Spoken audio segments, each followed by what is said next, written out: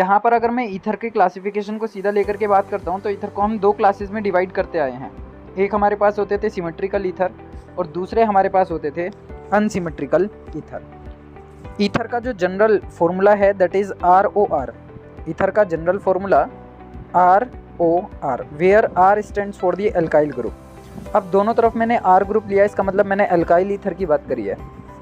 इसकी जगह पर मैं इसको रिप्लेस करा करके AROAR भी ले सकता हूँ, तो इसका मतलब ये होगा कि ये एरोमेटिक ईथर होगा। बस ये छोटा सा फ़र्क है एलिफेटिक ईथर और एरोमेटिक ईथर को लेकर के, कि एलिफेटिक में दोनों ग्रुप कैसे रहेंगे R यानी अल्काइल, और एरोमेटिक में दोनों ग्रुप कैसे रहेंगे AR यानी कि अराइल। लेकिन अगर मुझे, ये तो हो गए हमारे सिंपल ईथर, ये कौन सी कैटेगरी के ईथर हो गए? सिंपल ईथर हो गए। सिंपल ईथर क्यों बोल रहे हैं हम?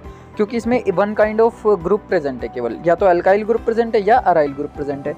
लेकिन अगर मैं एक ऐसा ईथर बनाऊं जिसमें एक तरफ अल्काइल ग्रुप हो और दूसरी तरफ बेंजीन की रिंग हो यानी फिनाइल ग्रुप हो, तो उस केस में ये जो ईथर होगा ये कहलाएगा मिक्स्ड ईथर।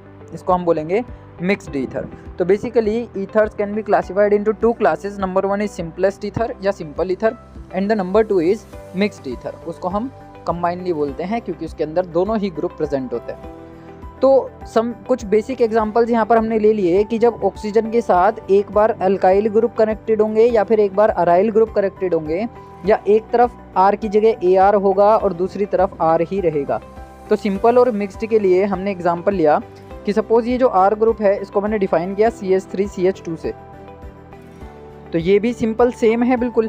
तो ये वाला ग्रुप भी क्या बन जाएगा CH3CH2 या फिर CH2CH3। तो इसका नाम हो गया सिमेट्रिकल ईथर। और अगर मैं पर्टिकुलर केमिकल नेम की बात करता हूँ तो इसका नाम हो जाएगा डाई इथाइल, क्योंकि इथाइल 2 बार आ रहा है, C2H5 ग्रुप 2 बार आ रहा है। और नॉर्मल ईथर, ये हो गया इसका common name di ethyl ether. यानी कि हम ये कह सकते हैं कि इनका जो कॉमन नेम होता है वो होता है alkyl ether.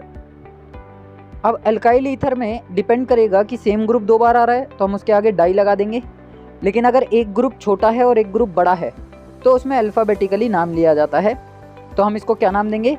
Ethyl methyl ether.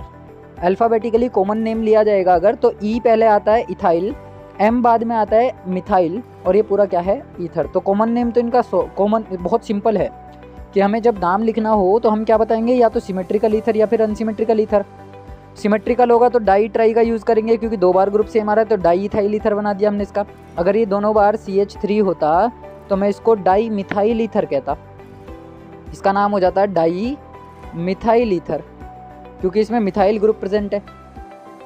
अब दूसरे वाला जो है नेक्स्ट, इसकी मैं बात कर रहा हूँ तो इसमें हमें अल्फ़ाबेटिकली नाम देखना होगा। इस वाले ग्रुप का नाम है इथाइल, इस वाले ग्रुप का नाम है मिथाइल। तो पहले हम इथाइल का नाम देंगे, तो हम इसे लिखेंगे इथाइल मिथाइल ईथर, ये इसका कॉमन नेम हो जाएगा। कॉमन नेम के बाद हमारे पास जो ग्रुप आती है, जो नाम आता है IUPAC लिखने के लिए, वो है IUPAC नोमेनक्लेचर। IUPAC नोमेनक्लेचर में इसके नाम को हम बोलते हैं एल्कोक्सी एल्केन। IUPAC नोमेनक्लेचर में इसका जो नाम है उसको हम बोलने वाले हैं एल्कोक्सी एल्केन। तो सपोज़ कि मैंने एक बात करी है यहाँ पे ROR की, तो इसका जो IUPAC नाम है वो है एल्कोक्सी एल्केन। अब इसमें जो एल्कोक्सी ग्रुप है वो वाला एल्काइल ग्रुप होगा जिसमें कम number of carbon atom present होंगे, जिसमें less number of carbon atom present होंगे। फॉर एग्जांपल मैंने एक लिया कि CH3OC2H5। अब कॉमन नेम तो इसका इथाइल मिथाइल ईथर है, अभी बताया। लेकिन अगर मुझे IUPAC नाम लिखना हो तो मैं रूल फॉलो करूँगा किसका? एल्कोक्सी एल्केन का। और उस एल्कोक्सी एल्केन में एल्कोक्सी ग्रुप वो रहेगा जो कम नंबर ऑफ कार्बन एटम है, जिधर की तरफ कम नंबर हैं कार्बन के। तो लेफ्ट वाली साइड अगर मैं देख रहा हूँ तो यहाँ पे एक ही कार्बन है, राइट वाली साइड में देख रहा हूँ तो इधर 2 कार्बन है। तो जो कम वाले कार्बन का ग्रुप है उसको हम बोलते हैं मिथॉक्सी, उसको हम यहाँ पे नाम देंगे मिथॉक्सी, क्योंकि एक कार्बन है तो मैथ आएगा और ऑक्सी ग्रुप रिप्रेजेंट होता है, तो ये हो गया मिथॉक्सी। और ये जो इथेन है, ये वाला ग्रुप है C2H5 वाला, उसको हम लिखेंगे इथेन। ये इसका हो गया IUPAC नोमेनक्लेचर। बहुत सिंपल चीज़ है, कोई ज़्यादा भारी काम नहीं है, टफ नहीं है, सिंपल सी चीज़ लेकर के हमें चलनी है कि एल्कोक्सी एल्केन का रूल फॉलो करना है। एल्कोक्सी एल्केन को फॉलो करोगे तो alkoxy come number of carbon atom वाला ग्रुप रहेगा और एल्केन ज़्यादा नंबर ऑफ कार्बन वाला ग्रुप रहेगा। नेक्स्ट इसमें कुछ प्रॉपर्टीज़ आ जाती हैं जहाँ से 1 मार्क क्वेश्चन निकल जाते हैं एग्जाम में, कई बार पूछे भी जाते हैं कि बेसिकली ये जो ईथर की हम स्ट्रक्चर की बात कर रहे हैं उसमें ऑक्सीजन sp3 हाइब्रिडाइज्ड होता है। अगर हम इसका स्टेरिक नंबर कैलकुलेट करें तो 2 इसके पास लोन पेयर हैं और 2 ही इसके पास बॉन्ड पेयर हैं, तो स्टेरिक नंबर हो जाता है 4 और 4 स्टेरिक नंबर होता है sp3 हाइब्रिडाइज मॉलिक्यूल का। इसका मतलब ऑक्सीजन हाइब्रिडाइज्ड हो गया sp3। अब ऑक्सीजन के पास जब हम बॉन्डिंग की बात करते हैं तो हम कंसिडरेशन ले रहे हैं कि एक तरफ H लगा हुआ है, एक तरफ CH3 लगा हुआ है। इन केस ऑफ अल्कोहल हमने उस अल्कोहल के एक H को रिप्लेस करा दिया CH3 से। अल्कोहल में ऑक्सीजन के लोन पेयर की वजह से रिपल्जन आया और बॉन्ड एंगल देखने के लिए मिला कार्बन ऑक्सीजन हाइड्रोजन के बीच का 109, क्योंकि वहाँ पर पोलैरिटी ज़्यादा आ रही थी। लेकिन अगर मैं ईथर की बात करता हूँ तो ईथर में एक सिमेट्रिकल ग्रुप जुड़ा हुआ है, जिसकी वजह से इन दोनों का रिपल्जन भी एक दूसरे पर बिल्कुल इक्वल रहेगा और ऑक्सीजन के लोन पेयर तो रिपेल करेंगे ही करेंगे, जिसकी वजह से इसका बॉन्ड एंगल अल्कोहल से थोड़ा सा बड़ा मिलेगा, जो कि कितना है 111 डिग्री है। तो याद रखना है कि अल्कोहल का बॉन्ड एंगल 109 था, फिनॉल का बॉन्ड एंगल इससे भी कम हो गया था और अल्कोहल का ईथर का बॉन्ड एंगल सबसे बड़ा पाया गया 111 डिग्री। बेसिकली चीज़ें क्या चल रही हैं कि ऑक्सीजन जो एटम है अल्कोहल का और ईथर का वो sp3 हाइब्रिडाइज्ड है, और दोनों की जो स्ट्रक्चर है, दोनों की जो शेप है वो बेंट स्ट्रक्चर है या बेंट शेप है। ये हम कहेंगे कि दोनों की शेप कैसी है, बेंट शेप है, जैसे वाटर मॉलिक्यूल की होती है। Bond angle around oxygen atom और अल्कोहल और ether is similar to tetrahedral bond. Almost similar कहा गया है, लेकिन ईथर में इक्वल नहीं होता। अल्कोहल का 109 डिग्री 28 मिनट होता है, लेकिन उसमें 109.5 डिग्री पाया गया और ईथर के अंदर जो मिला है वो 111 डिग्री मिला है। Because the oxygen atom is much more electronegative than carbon और हाइड्रोजन, क्योंकि दोनों ही प्रोसेस में अगर मैं देखूँ तो यहाँ पे ऑक्सीजन और हाइड्रोजन आ रहा है, यहाँ पे ऑक्सीजन और कार्बन ही आ रहा है। तो ऑक्सीजन की इलेक्ट्रोनेगेटिविटी कार्बन से भी ज़्यादा है, हाइड्रोजन से भी ज़्यादा है, जिसकी वजह से ये मॉलिक्यूल बन जाते हैं पोलर। और जब पोलर मॉलिक्यूल बन जाएंगे इनको, तो उनका बॉन्ड एंगल क्या हो जाएगा, रिपल्जन की वजह से डिक्रीज होना या इंक्रीज होना शुरू हो जाएगा। तो ये आ गया अब हमारे पास rule for the nomenclature. IUPAC nomenclature के लिए रूल है जो अभी हम डिस्कस करके आए हैं कि सिंपल ईथर जो होते हैं उनको कॉमन नेम से हम असाइन करते हैं, और उनका कॉमन नेम लिखने के लिए अगर दोनों तरफ एल्काइल ग्रुप बॉन्डेड हो ऑक्सीजन के साथ, तो उनको नेम को अल्फ़ाबेटिकली ऑर्डर में अरेंज करना होता है। और सेम अगर एल्काइल ग्रुप जुड़े हुए हों, सेम एल्काइल ग्रुप, तो उस केस में हम एक प्रीफिक्स यूज़ करते हैं, that is di. For example यहाँ पर हमने लिया हुआ है CH3 CH2 CH3 CH2 oxygen के साथ, तो दोनों तरफ सेम एल्काइल ग्रुप हैं, तो इसलिए हम एक प्रीफिक्स यूज़ करते हैं डाई, इसलिए इसका नाम हो गया डाई। और दोनों ग्रुप का नाम क्या है, बेसिकली इथाइल, और ये फंक्शनल ग्रुप है ईथर का, तो di ethyl ether is the common name. लेकिन अगर दोनों सिमेट्रिकल ना हो, अनसिमेट्रिकल हो, जैसे यहाँ पर एक CH3 है, यहाँ पर हमारे पास जो ग्रुप है पूरा का पूरा अगर मैं उसे देखूँ तो methyl group as a side chain काम कर रहा है, CH CH2 CH3 ये पूरा हमारा प्रोपेन की तरह काम कर रहा है। तो ये हो जाएगा 1 मिथाइल 2 प्रोपेन, 1 मिथाइल, और ये हो जाएगा मिथॉक्सी, और ये हो जाएगा प्रोपेन। तो हम बोलेंगे मिथॉक्सी 1 मिथाइल प्रोपेन। इस तरीके से इसका पूरा IUPAC नोमेनक्लेचर बनेगा। अदरवाइज हम इसको कॉमन नेम की तरह ऐसे भी बोल सकते हैं कि ये तो मिथाइल ग्रुप था। ये वाला जो फंक्शनल ग्रुप है इसको हम क्या बोलते हैं, सेकेंडरी बोलते हैं। तो ये क्या बन गया, 1 कार्बन 2 कार्बन 3 कार्बन 4 कार्बन, ये बन गया सेकेंडरी ब्यूटाइल। तो इसका नाम आ जाएगा secondary butyl methyl ether. Alphabetically order में ही हमेशा नाम देने होते हैं, इस चीज़ का हमें हमेशा ध्यान रखना है। अगर कोई कॉम्प्लेक्स स्ट्रक्चर हमारे पास आ जाए, कॉम्प्लेक्स स्ट्रक्चर कहने का मतलब क्या है, कोई बल्कि ग्रुप आ जाए ईथर के साथ। बल्कि ग्रुप मीन्स बड़ा मॉलिक्यूल ऑफ ईथर हम कह सकते हैं, एक लार्ज मॉलिक्यूल हमारे पास हो, तो उस केस में जो IUPAC नेम है उस केस में हम कॉमन नेम ना लिख करके हमेशा IUPAC नाम ही लिखते हैं। अगर सिमेट्रिकल ग्रुप जुड़े हुए हैं तो हम कॉमन नेम भी लिख सकते हैं और IUPAC भी लिख सकते हैं। अगर सिंगल कार्बन एटम के सिमेट्रिकल की जगह अनसिमेट्रिकल कार्बन ग्रुप जुड़े हुए हैं तो भी हम उनका IUPAC नोमेनक्लेचर कर सकते हैं। लेकिन अगर कहीं पर बहुत बल्कि ग्रुप आ जाए, लाइक ये टर्शरी ब्यूटॉक्सी जैसा कोई ग्रुप आ जाए, इसमें कार्बन के नंबर बढ़ गए हैं और साइड चेन आ गई हैं, तो ऐसे फंक्शनल ग्रुप्स के साथ हम IUPAC नोमेनक्लेचर नहीं लिखते, नॉर्मल कॉमन नेम नहीं लिखते, IUPAC नोमेनक्लेचर लिखते हैं। तो कह रहा है कि 1 alkyl group is named as a hydrocarbon chain and other name is as named as a part of the substituent bonded to that chain, मतलब एक साइड चेन का काम करेगा हमेशा और कुछ कार्बन उसमें से मेन चेन का काम करेंगे। तो name the simpler alkyl group as an alkoxy, जो सबसे कम कार्बन है पूरी स्ट्रक्चर में एक तरफ ऑक्सीजन के, उसको एल्कोक्सी का ही नाम दोगे। Substituent by changing the y l ending of the alkoxy group to the oxy, हमें एल्काइल जो ग्रुप था उस एल्काइल ग्रुप का वाई एल हटा करके ऑक्सी लगा देना, तो वो एल्कोक्सी बन जाएगा। नेक्स्ट की name the remaining alkyl group as an alkane with the alkoxy group of a substituent bonded to that chain, और जो पीछे वाला ग्रुप होगा उसको हम एल्केन बताएंगे। जैसे यहाँ पे एक एग्जांपल लिया, अब मैं इधर की तरफ जो आर ग्रुप लगा रहा हूँ वो बड़ा है, मैं ये कह रहा हूँ कि इसमें 3 कार्बन प्रेजेंट है, तो 3 कार्बन प्रेजेंट होने की वजह से जो कम वाले कार्बन है उसको तो हमने नाम दिया एल्कोक्सी का, वो तो बन गया क्या, मिथॉक्सी। ये ऑक्सीजन के साथ कनेक्टेड होकर के क्या बन गया, मिथॉक्सी। और जो ज़्यादा बड़ा वाला ग्रुप रहेगा उसको हम क्या नाम देंगे, एल्केन। सिमिलरली यहाँ पर इसको मैंने इथॉक्सी बोला, तो इसका मतलब यहाँ पे आर जो है वो 3 कार्बन हो सकते हैं, 4 कार्बन हो सकते हैं, तो वो क्या बन जाएगा, ब्यूटेन बन जाएगा या प्रोपेन बन जाएगा। सिमिलरली यहाँ पर ये मैं टर्शरी ब्यूटॉक्सी बोल रहा हूँ, इसका मतलब ये है कि इधर 5 कार्बन एटलीस्ट हैं। आर ग्रुप कैसे हैं, 5 ग्रुप हैं, जिसकी वजह से इसको कम कंसीडर किया गया है और नाम कंसीडर हुआ है ब्यूटॉक्सी का। तो ये हो गया इनका नाम लिखने का तरीका।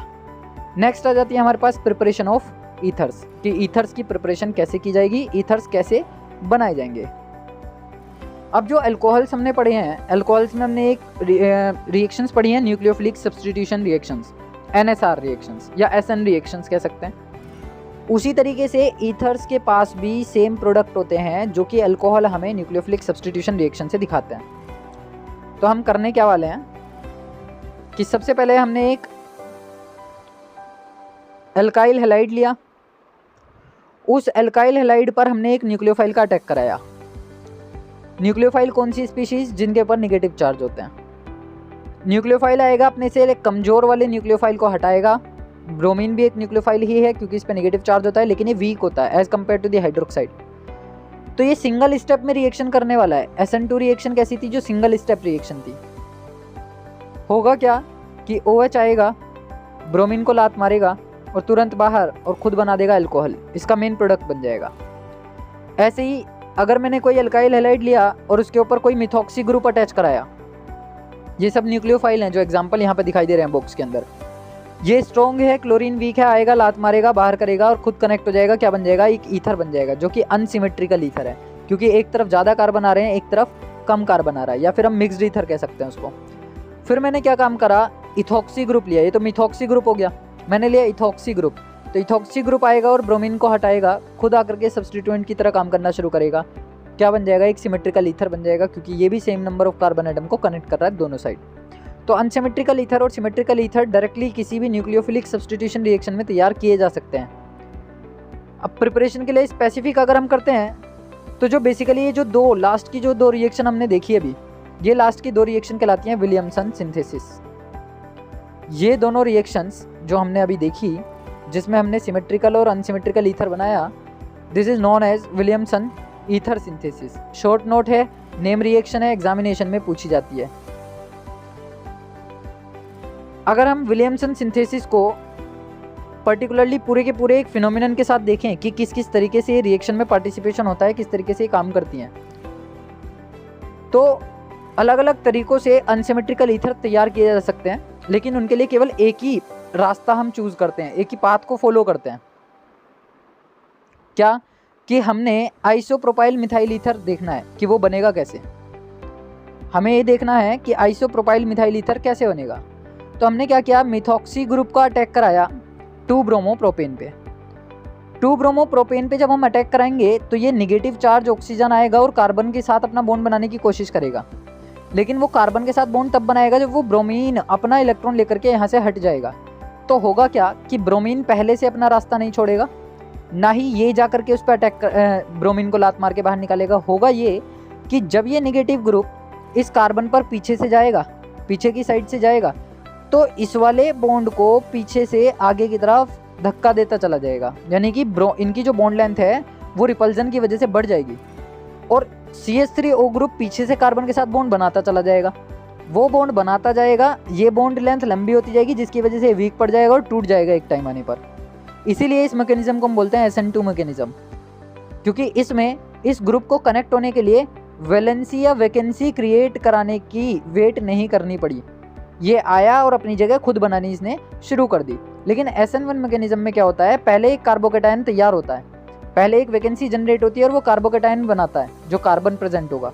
उसके बाद कोई दूसरा फंक्शनल ग्रुप आकर के इसके ऊपर कनेक्ट होता है। तो दोनों का बेसिक डिफरेंस ये है कि SN1 जो होती है वो 2 स्टेप रिएक्शन होती है, लेकिन SN2 सिंगल स्टेप रिएक्शन होती है। सिमिलरली दूसरा तरीका हमने यहाँ पे लिया कि आइसोप्रोपाइल मिथाइल ईथर बनाना था, तो हमने ब्रोमोमीथेन लिया और हमने एक ये पूरा का पूरा क्या ले लिया, 1 2 3 प्रोपोक्सी ले लिया। जैसे मिथॉक्सी बिटॉक्सी ये सब चीज़ें थी, ऐसे हमने प्रोपोक्सी ले लिया। ये प्रोपोक्सी का अटैक करवाया सीधे इस कार्बन के ऊपर। यहाँ पर हमने मिथॉक्सी लिया था, यहाँ पर हम प्रोपोक्सी ले रहे हैं। यहाँ पे नंबर ऑफ कार्बन एटम किस में ज़्यादा थे, अल्काइल हैलाइड में ज़्यादा थे। यहाँ पर number of carbon atom alkoxy में ज़्यादा है। तो ये पूरा ग्रुप आया और ऑक्सीजन कार्बन के साथ बॉन्ड बनाना शुरू करा।